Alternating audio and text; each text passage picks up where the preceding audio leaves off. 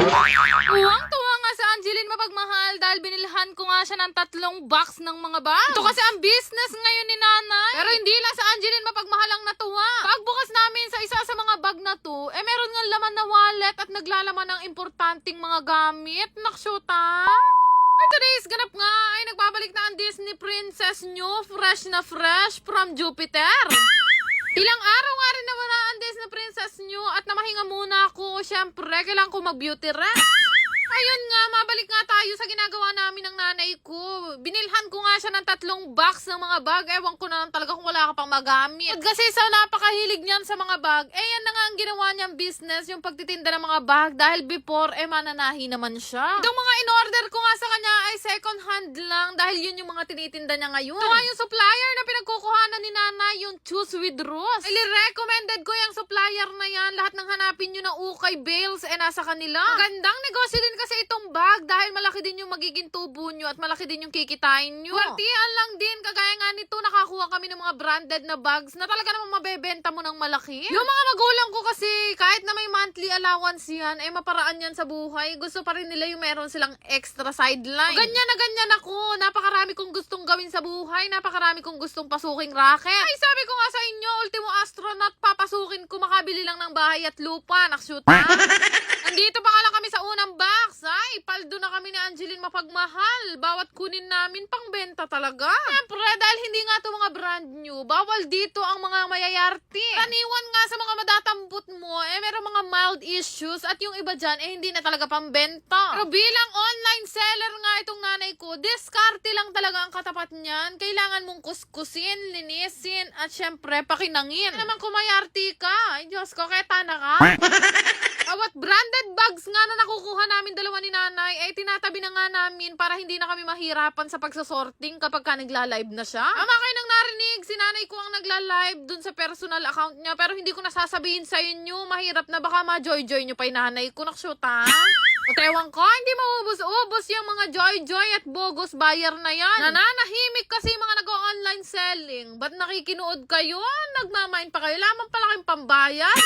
O, nung nakaraan, may nagmain pa sa nanay ko. Ana pa mo ay, pamain po, kulay pink na bag. Charis, o tating charis. Mamain kayo guys, code lang ang ilalagay. Huwag nyo na nilalagyan ng charis. Ang mahirap pa mo dito sa nanay ko, Diyos ko, napakainitin ang ulo niyan, malabo pa mata. Yung mga nagmamain sa kanya na ang sulat ng pangalan ay Hapon, Chinese at Koreano. Kahit mauna pa kayo mag-mine sa code niya, hindi niya kayo babanggitin. Naksuta. Yun nga, mabalik tayo sa pagbubukas ng box. Nasa pangalawang box na nga kami at bawat buklatin pa rin namin halos magaganda lahat. Pagtitinda kasi ng mga ukay, mapabagman yan o damit, diskarte lang talaga ang katapat. Minsan natataon nga kami na nalulugi kami sa isang kahon kasi syempre yung napupunta sa amin mga bakbak o kaya mga sirana, pwede mo nang gawing basan. Depende pa rin talaga yun sa supplier na matatagpuan nyo. Kagaya nga nitong Choose with Rose. Sa kanila na talaga kami kumukuha ng mga bag kasi napakaganda talaga ng binibigay nila. Mapadamit o bag nga, dito kami sa Choose with Rose kumukuha kasi napakabait kausap ng mga staff nila. Pagbubukas nga nito naming mga bags, ay Diyos ko, lahat yata ng branded na mine ko na, wala na kaming maitinda. Sa nakakatuwang gawin kapag ka nag-o-order kami ng kahon-kahon na mga bag. Yung binubuksan nga namin yung loob at nakakakita kami ng kung ano-ano. Kagaya nga nitong magandang bag na nabuksan namin na naksyuta, meron siyang mamahaling laman. Nagulat nga kami nung nakita namin yung mga laman nito, talaga namang mamahalin. Paano hindi magmamahal yung mga gamit sa 5-star hotel ang nakalagay sa bag niya, naksyuta? Ay Diyos ko, mapanako pa yata yung makibandi. Yung mga bag nga na binubuksan namin na to, sa iba't ibang bansa yan galing. Meron sa Japan, sa Korea, sa China, sa Japan. Ay, karaming Japan. Suswertihin ka nga naman. Sa isang bag nga na nabuksan ko, may nakuha akong pera. Kaya lang hindi ko alam kung saan galing. Ganyan ang power ng ukay. Makaka-tsempo ka talaga ng merong laman. Wedding pera, makeup, wallet na walang laman o kaya kondom. Naksyuta.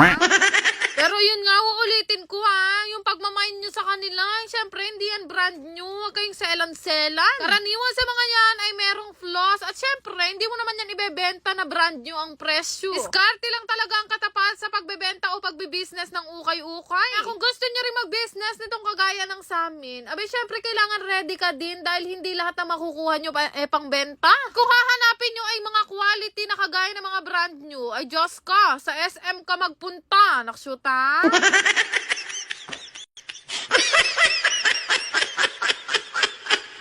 Salamat!